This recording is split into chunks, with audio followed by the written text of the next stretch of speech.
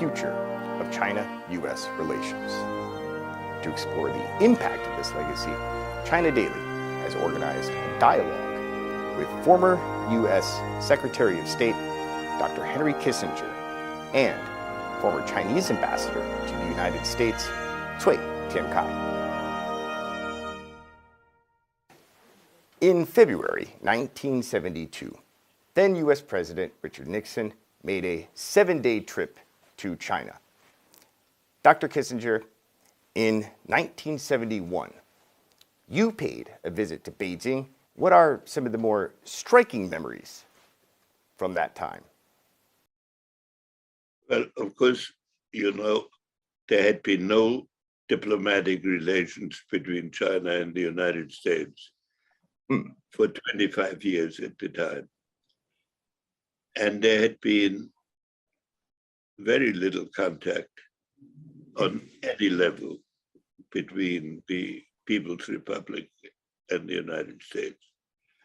So President Nixon had written an article before he was elected about the importance of reestablishing some relationship with China. And when he became president and did me the honor of appointing me as his security advisor, this was one of the topics that we discussed and on which we planned. At the time, however, in China was the period that we, and maybe you called the Cultural Revolution. And so there were not many contact points with China around the world. And so we mentioned our desire to various people who we thought might be able to communicate them to China. And the contact finally emerged out of a conversation President Nixon had with the president of Pakistan. And we received then, a month or so later, a message from Zhou Enlai, then Prime Minister, which said, this is the first message that we received from a head, to a head, through a head, and we are prepared to talk about Taiwan. And we replied after some interval that we were prepared to talk about Taiwan and also other problems, and that we would talk only about each side should raise its own primary concerns.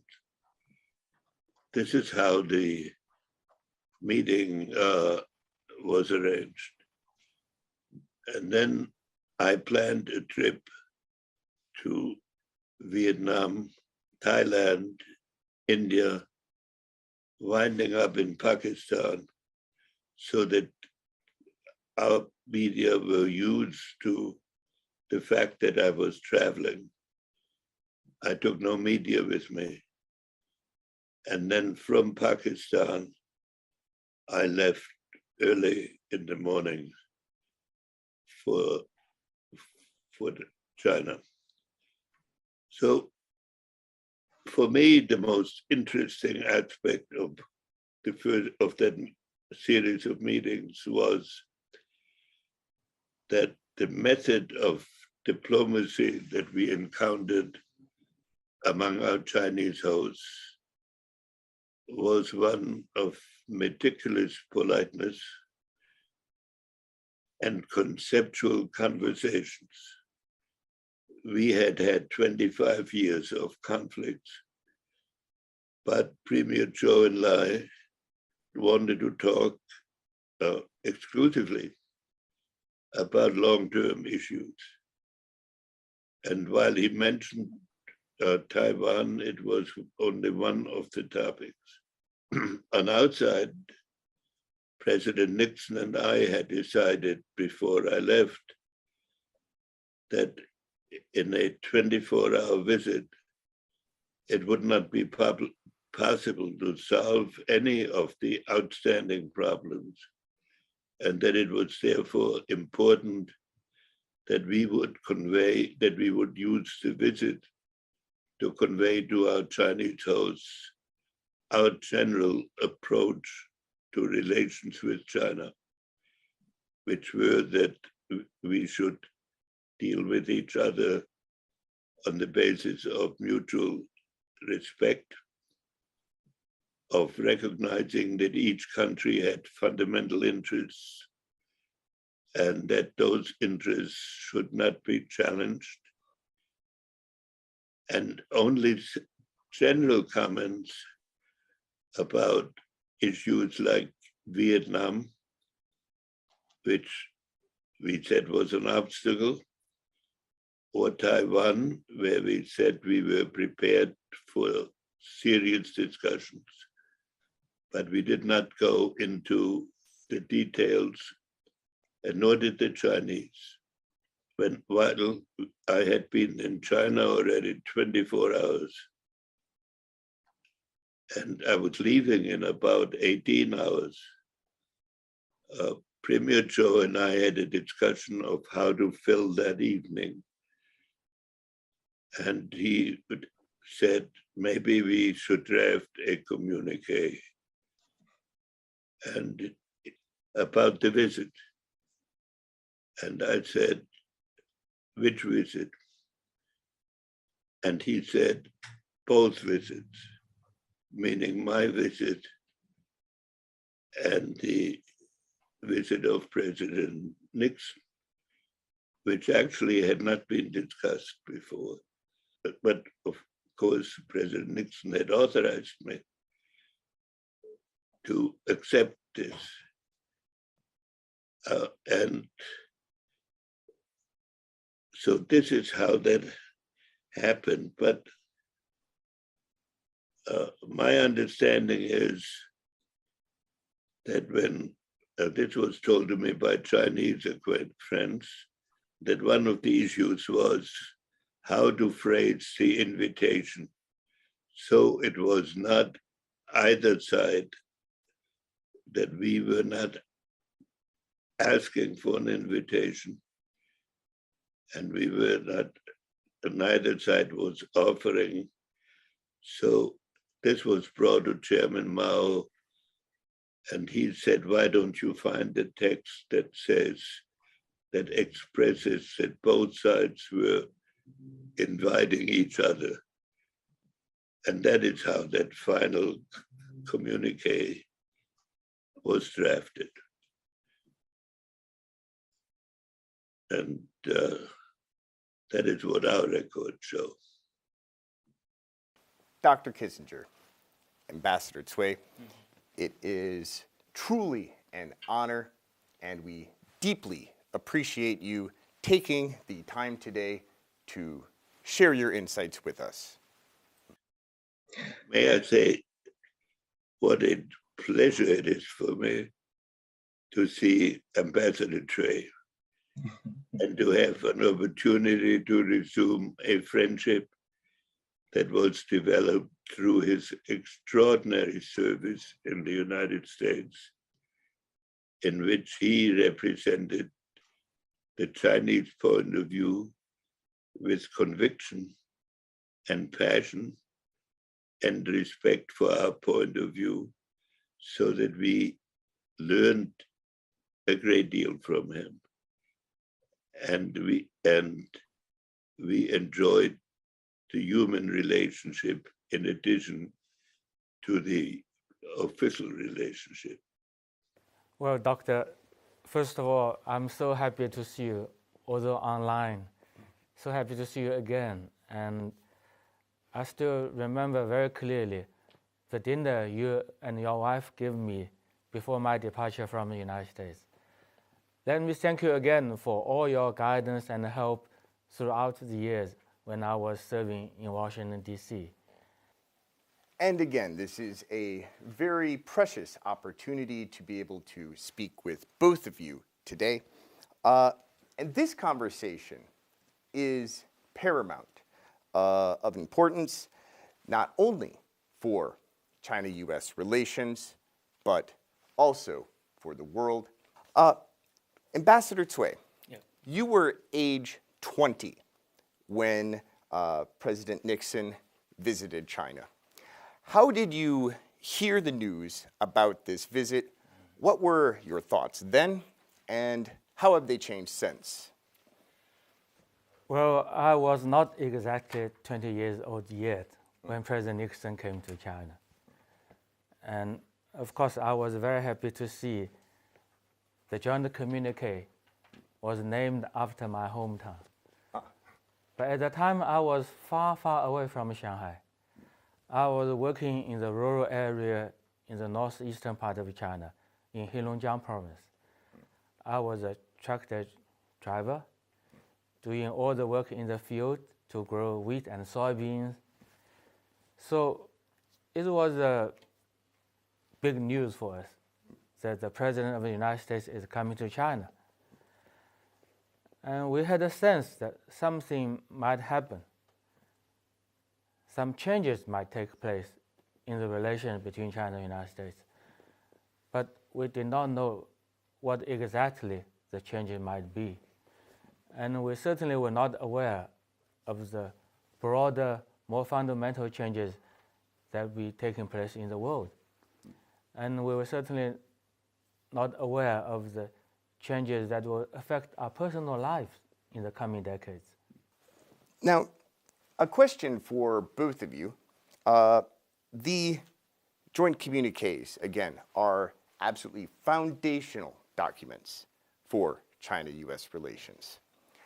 How do you believe that they can continue to be abided by? For example, in terms of the Taiwan question, and what concrete actions can be taken to affirm their standing? Could we please start with you, Dr. Kissinger? Let me say a word about the way the Shanghai Communique originated.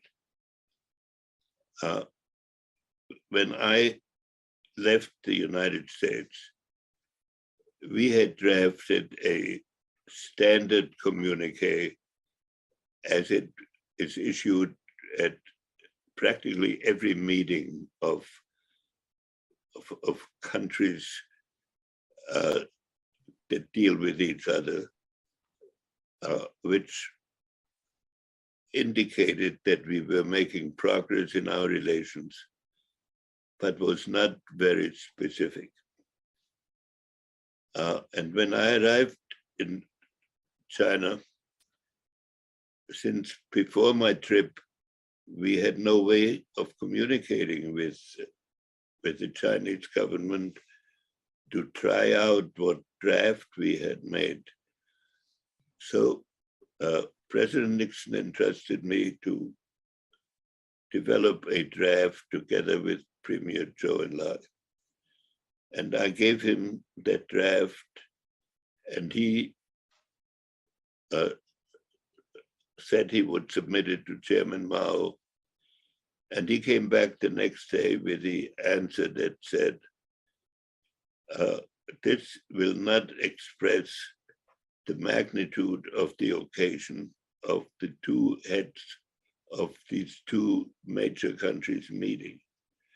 And it was therefore proposed to us that we do something that has never been done in any major negotiation, and to the best of my knowledge has not been done in any other negotiation, namely that both sides should state their own point of view, however different, but very clearly, so that the world could understand the basic point of view. And within those statements, we should then pick 3 or 4 or 5 topics on which we agreed. And under those conditions, readers would see that there were significant differences, including even on Taiwan, and a number of significant agreements. So I, following President Nixon's general instructions, accepted this outline. And Zhou Enlai and I began to draft statements of principle and statements of agreement. And these statements were drafted in this sense. The Chinese side stated its view of its convictions without interference by us. We stated our view without interference from the Chinese side. Those individual views were not negotiated. We, of course, were informed of it and we studied it. And we never corrected the other person's statement. That had the advantage that we could be sure that the Chinese side knew exactly what we thought on topics, including Taiwan, and that we knew exactly what the Chinese side thought, also including Taiwan.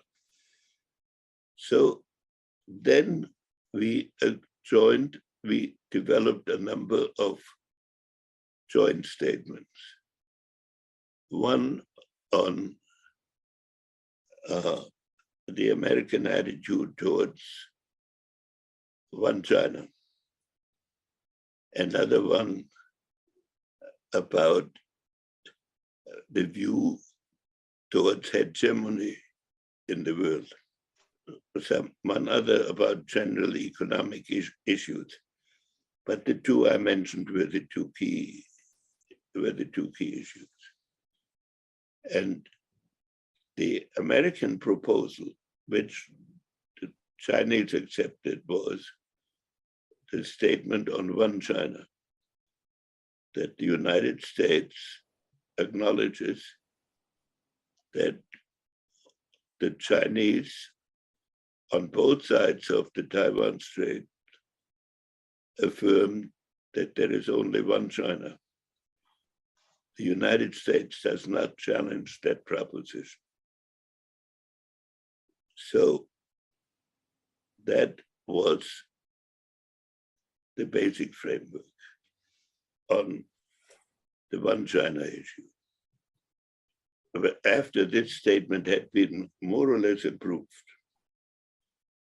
in principle, President Nixon came to China and he had a meeting with Chairman Mao, during which Chairman Mao indicated that once the principle of one China was accepted, that there was plenty of time for the actual working out of the solution. So those of us who have been connected with the origin of this have taken the view that the two sides agreed to a gradual evolution, which was then spelled out in subsequent communiques, to a gradual evolution, but that both sides would maintain the view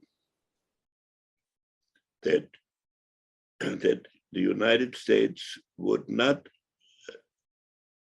adopt policies to undermine the one China concept, so that we would not pursue a de facto two China solution. And that the Chinese side respected the period, that there was a period of time in which to work out the evolution of this relationship and would not try to overthrow it. So this is my perception of it. And I must say the perception of all of those that I knew intimately who worked on these issues in every administration since the beginning. And I hope and expect that the eventual solution will be worked out by discussions between our two sides, without pressure from either side, on the basis of what is beneficial in a way to mankind, because I think it is important for humanity that China and the United States, that have the greatest capacity to undermine order in the world, work together, not on every point, that we will have many disagreements, but we will work together on the basic principle that we will work for peace and order, and in the conduct of our relations with each other, we will work out the solutions on the basis of mutual respect and equality. Very well said. And Ambassador Cui, what are your thoughts? Yes, as the doctor just said, the Shanghai Communique was something rather new in diplomacy. Indeed, the two sides stated very different views in the document. Some of the views could be seen as opposing. But the fact that the two countries agreed to state different views in the same document indicates that both countries were ready to reach some agreement, to work together for the larger and more longer-term interests, common interests. And they were ready to move forward despite all the differences. And they did reach important agreement on some of the fundamental things, like the One China concept or One China principle, as the doctor said.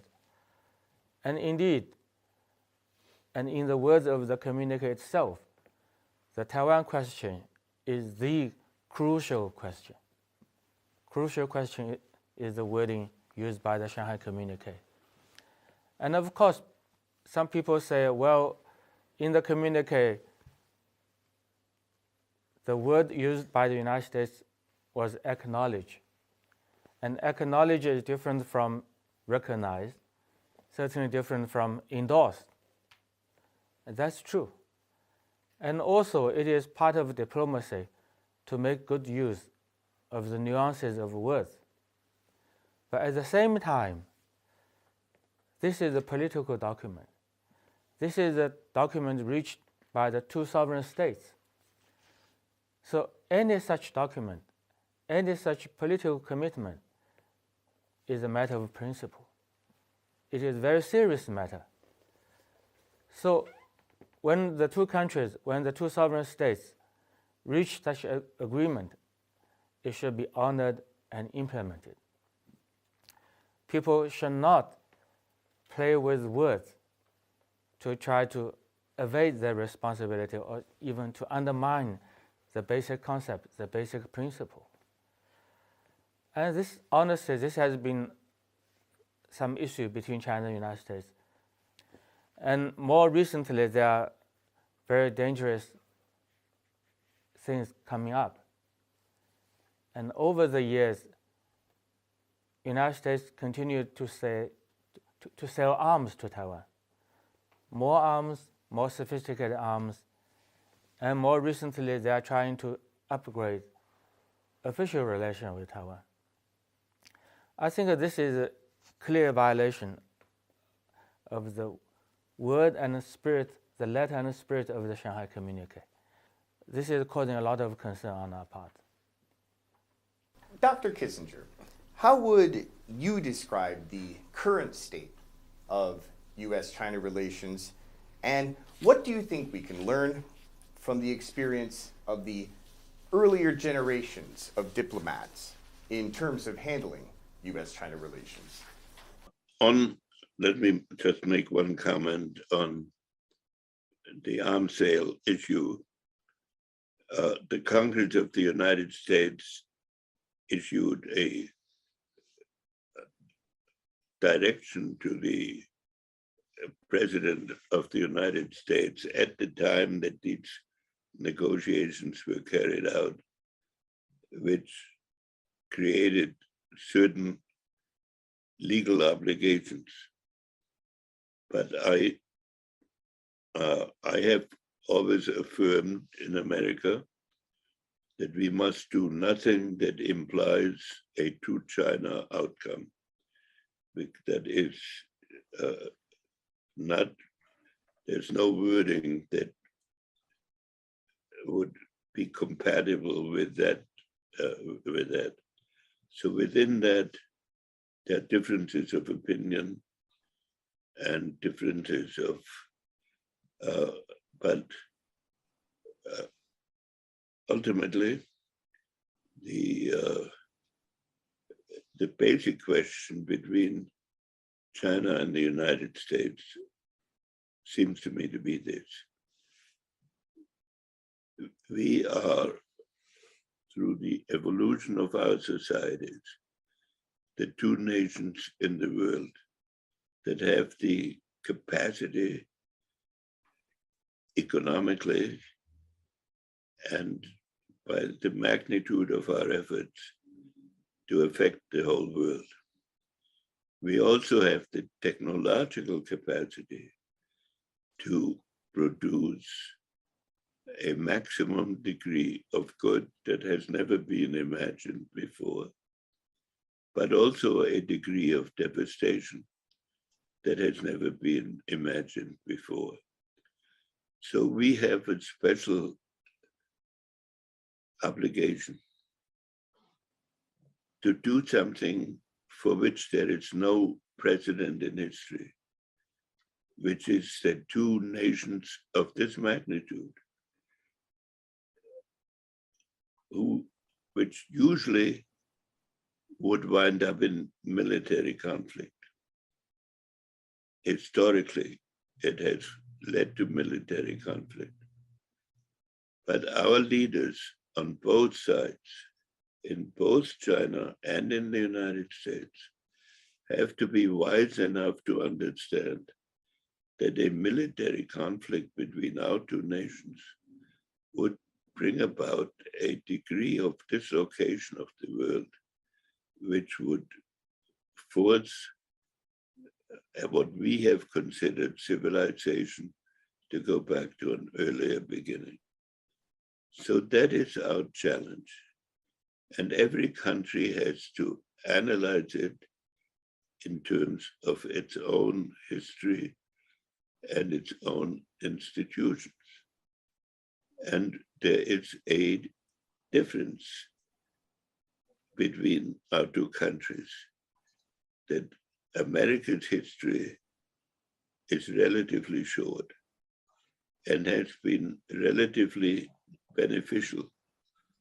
And America has had no experience with great enemies along its borders. And it has not had, except at one time, an internal upheaval. China's history is different.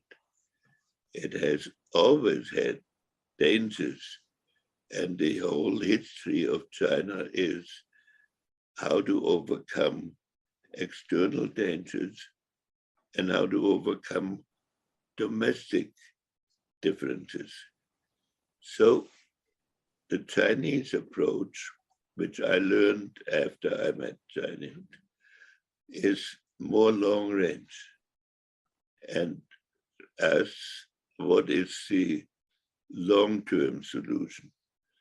The American approach is to try to solve an immediate problem and then to think that this immediate problem will lead more or less automatically to a solution. So when Chinese and American negotiators meet, even when they have good intentions, it sometimes happens that the American is talking about a very immediate problem, while the Chinese in the back of his mind is thinking, well, how will this look 10 years from now and 50 years from now?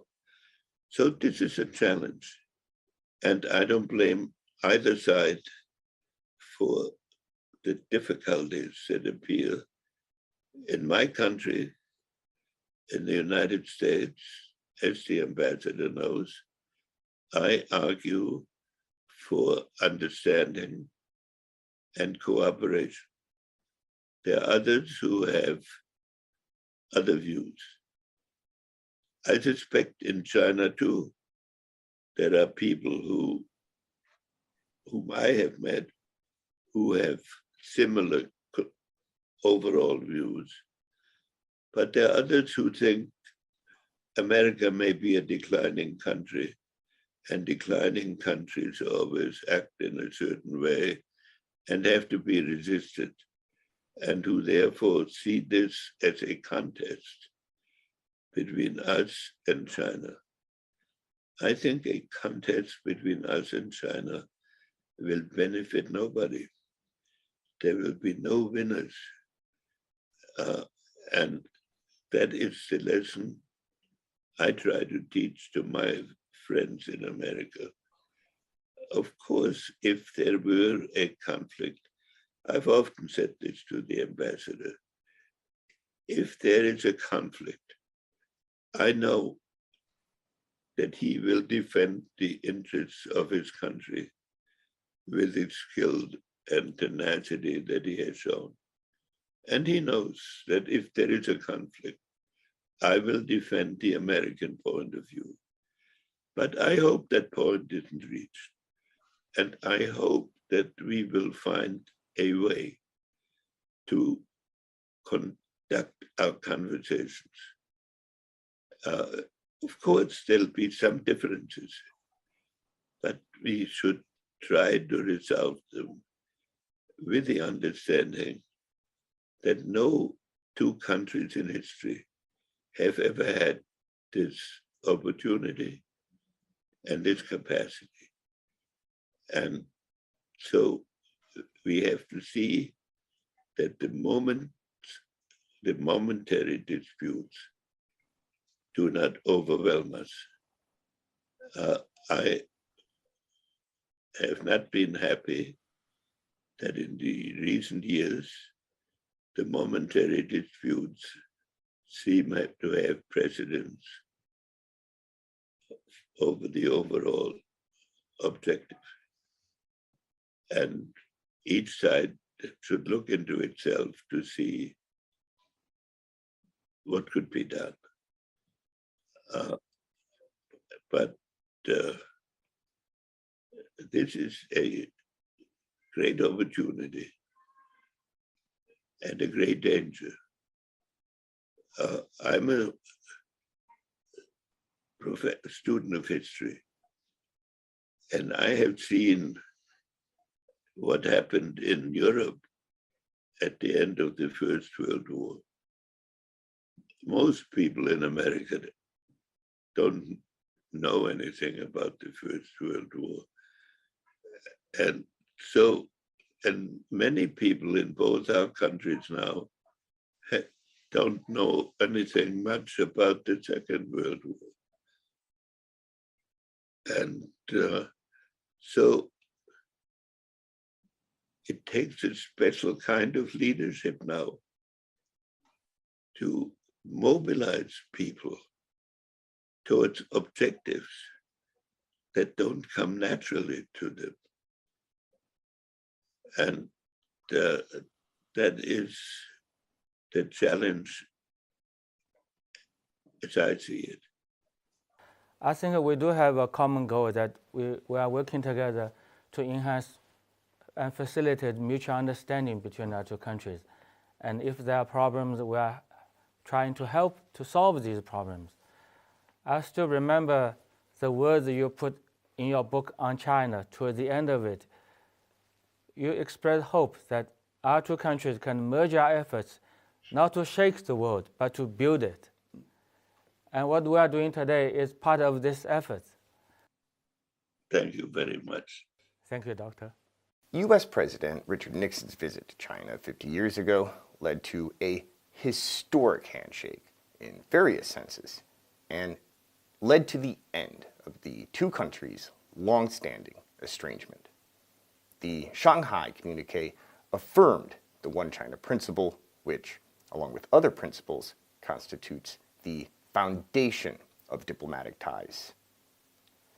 It was followed by two more communiques in which the U.S. recognized the government of the People's Republic of China as the country's sole legal government, cut official relations with Taiwan, and pledged to reduce arms sales to Taiwan over time.